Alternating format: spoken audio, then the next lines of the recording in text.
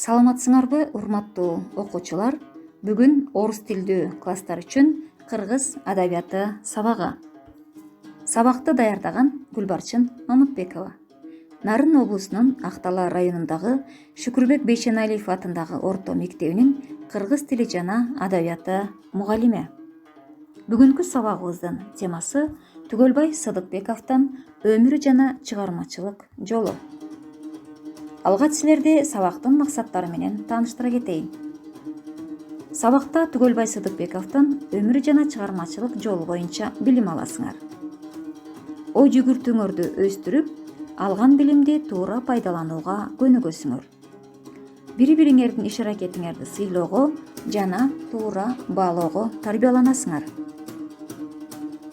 Сабактын максаттары менен бирге дагы бир жагдайды эсиңерге сала кетким келет.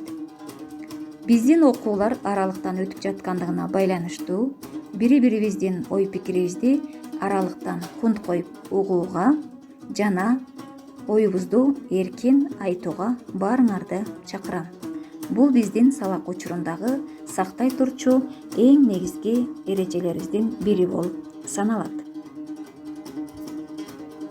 Кыргыз адабиятынын алпы Түгөлбай Сыдыкбеков 20-кылымдагы адабиятта проза жанрын калыптандырууга жана өнүктүрүүгө чоң салым кошкон кыргыз эл жазуучусу, академик, Кыргыз Республикасынын баатыры.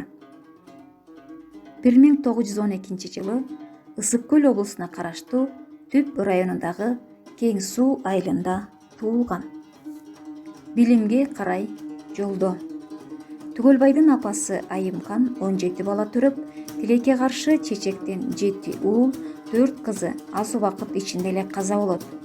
Ата-эне балдарынан ажырап кайгырып турган кезде уулду болушуп, атын ырым-жырым менен Түгөлбай коюшат. Бирок уулу 2 жашка чыкканда атасы келте оорусунан каза болуп, Түгөлбай энесинин колунда калат. 1916-жылдагы үркүндө Сыдыкбектин үй бүлөсү дагы үркүп, текестигездей бет алат. Бул аймакта 1 жылдай жашаган соң мекенге кайра кайтат. Айымкан апа балдары менен эл артында калып, казак жергесинде баш калкалап, 1918-жылы Ысык Көлгө келишет. Күнүмдүк оокат үчүн эне менен 6 жашар Түгөлбай Коровин деген кулакка малай жүрүшөт. Анда жүргөн 4 жыл ичинде апанын дагы, Түгөлбайдын дагы оюнан окуу кетпеди. Бирок ал убакта окуганга мектеп жок эле. Айласын таба албаган Айымкан апа Түгөлбайды түн катар молдого окууга берет. Бирок ал окуу балага жакпады. Кыш бою окуса дагы Түгөлбай эч нерсе үйрөнгөн жок. Акырында билимге чаңкаган Түгөлбай Кең Суудагы жаңы ачылган мектептен сабатын ачат. 1925-жылы Каракол шаарындагы Чехов атындагы орус мектепке келип кирет.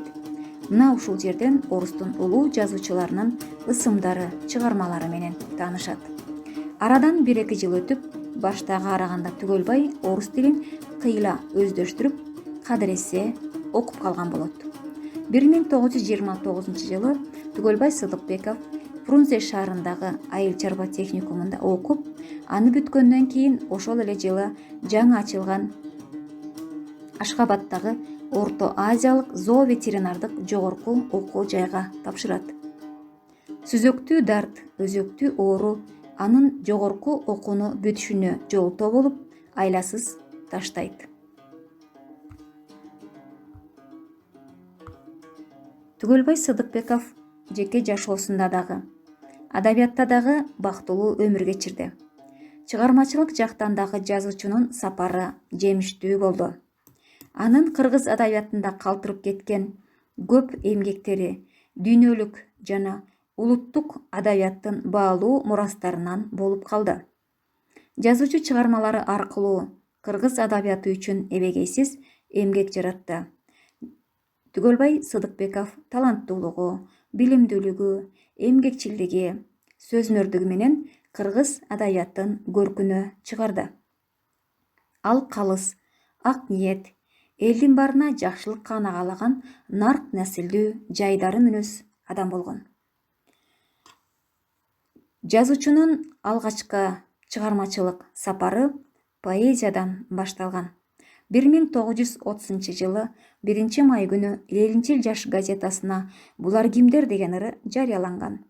Андан бир аз өтпөй «Чал комузу» аттуу поэмасын жазып, Чабуул журналына жарыялаган. Ошондой эле «Күрөш» аттуу ырлар жинагы, «Баатырлар» ырлар жинагы жана «Акын Булбул» ыр жинактары дагы жарык көргөн. Ал эми «Капкакпай», «Көкөй кести», «Ач көз ата», «Түн жартысынан кабар», «Теримчилер», «Адамдарга кайрылуу» поэмалары анын чыгармачылыктагы алгачкы жазган ырлар болуп эсептелет. Азыр мен жазуучунун «Балалыкты эстеп» деген ырын окуп берейин. Жалбыракты камчылап санды сабап, ат деп миндик, ат кулак биз тызылдап, азоо тайдай дирилдеп, типтик туйлап, жылкы тийдик өмүттөн биздин тарап. Туткун болдук матоодо таяк жедик, айып тарттык, достоштук, кайра ынак. Кайра күлкү, кайра обон жаңы сабак, көк бороондой дирилдеген тестиер чак, деп жазуучу тестиер балалык кесин эске салган. 30-жылдары Сыдыкбеков прозанын чакан түрүнө кайрылып, бир катар аңгеме очерктерди дагы жазган. Бул жанрда жазууну улуу ата мекендик согуш жылдарында андан ары активдүү улантып, пайдага четчилген чатак, Тарбия, Замбирекчилер, Күтүү, Кайрат, Эл оозунда сыяктуу чыгармаларды жаратты. Ал эми Рахматуллин менен бирге Манас жана Алмамбет эпикалык драмасын жазды. Майдандан, Кыштактын ээлери аттуу 1-2 көшөгөлүү пьесаларды жаратканга дагы жетишти. Ал эми Көк асаба, Бел белес роман эссеси, Биздин замандын кишилери, Тоо арасында, Кең суу, Зайыптар, Тоо балдары романы кыргыз адабиятында өзгөчө орунду ээлеген чыгармалар болуп эсептелет. Жогоруда биз белгилеген Капкакпай поэмасы 20-жылдардын башында жазылган. Поэманын жазылыш тарыхын жазуучу мындайча эскерет. Пушкиндин китебин окуп отурган кезде классташым Молдо Касы келип, ушул китепти окуганга тишиң өтмөк беле деп тамашалады. Ыза болуп, мындай китепти өзүм жазам дедим. Ошентип, көп өтпөй Капкакпай жазылды, дейт. Поэмада Сараңбайдын образын түзгөн. Байдын сараңдыгы ушунча ал өзү да жебейт, элге да эч нерсени ыра көрбөйт. Ал түгүл балалуу болгондо дагы ага той берүүдөн кызганат. Капкакбайды өлгөндө сөөгүн жер дагы, көр дагы, көл дагы кабыл албайт. Акыры сууга кызып жиберишет. Автор бул чыгармасын 20-жылдардын аягында жазып, бирок жарыкка чыга электе эле кол жазмасын жоготуп жибергенден кийин экинчи вариантын түзгөн. Адам өмүрүнүн түпкү маңызы ушул жарыкчылыкта, тирүүчүлүктө, ак эмгектин үзүрүнгөрү. Ал эми байлыкты күтүп, сараң, зыкым болуудан ыплас эч нерсе жок. Мына Капкакпай поэмасында ушул элдик идея берилген. Түгөлбай Сыдыкбеков Манас эпосун изилдөөгө жана басып чыгарууга көрүнүктүү салым кошуп, Манас Сейтек эпосунун жыйынтыкталган вариантынын 3 томдуунун 3-бөлүгүн редакциялаган жана басмага даярдаган. Кыргыз тарыхын калыс иликтөөгө, кыргыз тилинин ички сөз кампасына ылайык байытууга замандаштарын үндөгөн. Расмий бийликтегилерде бул жааттагы өксүктөр үчүн тынбай сындаган. Ошондуктан аны Совет доорундагы кыргыз диссиденти катары таанышат. Диссидент деген сөзгө сабактын аягында түшүндүрмө берели. Сүрөткердин турмушунда Көк асаба романы өзгөчө тагдырдагы чыгарма болгон. Ал Орхон Энесай доорундагы түрк элдеринин тарыхый басып өткөн жолун көркөм жалпылаштырууга алган. Бул дал ошол тарыхыйлыгы менен өткөн доордун карасандыгына кабылган. Көп жыл окурмандарына жетпей жатып, заман бир аз оңолгондо гана 1989-жылы окурмандардын колуна тийген. Ал эми жол эссесинде өз өмүрүндө көргөн, билгендерин, уккандарын, окугандарын ылгап, адегенде өзүнүн тек жайын кеңире баяндаган. Түгөлбай Сыдыкбеков кыргыз адабиятында прозаик, драматург катары гана таанылбастан котормочу катардагы өз изин калтырып кеткен. Тактап айтканда, Пушкиндин, Некрасовдун, Бедныйдын, Чеховдун, Серафимовичтен, Шолоховдун чыгармаларын кыргыз тилине которгон. Кыргыз Республикасынын эл баатыры, наамынын туңгуч ээси, кыргыз адабиятына жана маданиятына 70 жылга жакын ак кызмат кылган, элдик тилдин нарк насилдин нускалоо билерманы Түгөлбай Сыдыкбеков 1997 жылы 19 июлда Бишкек шаарында дүйнөдөн өткөн. Урматтуу окуучулар, бүгүн биз сабакта кыргыз адабиятындагы проза жанрынын өнүгүшүнө чыгармалары менен эбегейсиз салым кошкон жазуучунун өмүрү жана чыгармачылык жолу боюнча маалымат алдык. Сабакты бышыктоонун алдында айрым сөздөргө түшүндүрмө берели. Чечек жана келте оорусу. Бул өтө тез жугуштуу оорулар. Бул Октябрь социалисттик революциясына чейин медицинанын жоктугунан элдин көбү ушул оорудан жапа чеккен.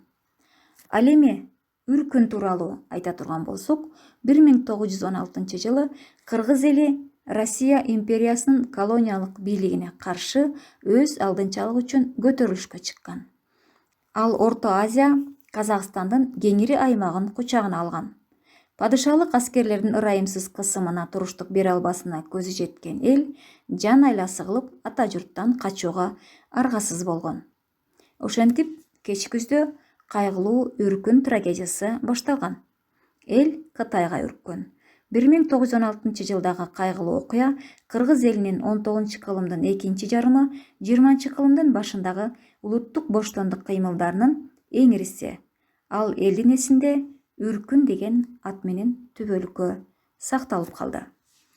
Ал эми диссидент.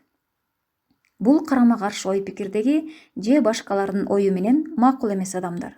Диссидент адам көпчүлүктүн оюна каршы өз оюн коргойт. Көбүнчө мындай талаштар өкмөт тарабынан диссидентти бөлүү же аны куугунтуктоого алып келет. 1970-80 жылдардын ортосунда Түгөлбай Сыдыкбековду улутчул жазуучу катары сындап келишип, бирок жазуучу бир кезде сталиндик сыйлыктын ээси болгон үчүн толук куугунтукталган эмес. Менимче түшүнүксүз сөздөргө бир аз түшүндүрмө бердик. Эми сабакты бышыктоо үчүн силерге сүрөттүү тест сунуштайын. Жазуучу кайсыл жерде төрөлгөн? Биринчи сүрөттө Ысык Көл району, Тоң району, Жети Күз району жана Түп району деп турат. Жообун айта берсеңер болот. Ооба, Түп районунда туулган. Анда кийинки суроого өтөр эле. Жазуучу Кыргыз Республикасынын эң жогорку кайсы сыйлыгына татыктуу болгон? Социалисттик эмгектин баатыры, Кыргыз Республикасынын баатыры, Курманжан Датка атындагы сыйлыкка татыктуу болгон, Манас орденине татыктуу болгон. 4 варианттын кайсынысы туура? Жазуучу Кыргыз Республикасынын баатыры деген сыйлыкка татыктуу болгон. Урматтуу окуучулар, ушуну менен бүгүнкү сабагыбыз аяктады. Үйгө тапшырма: Түгөлбай Сыдыкбековдун өмүрү чыгармачылык жолун окуу жана роман деген сөзгө синквейин түзүү. Көңүл бурганыңарга чоң рахмат. Саламатта калгыла.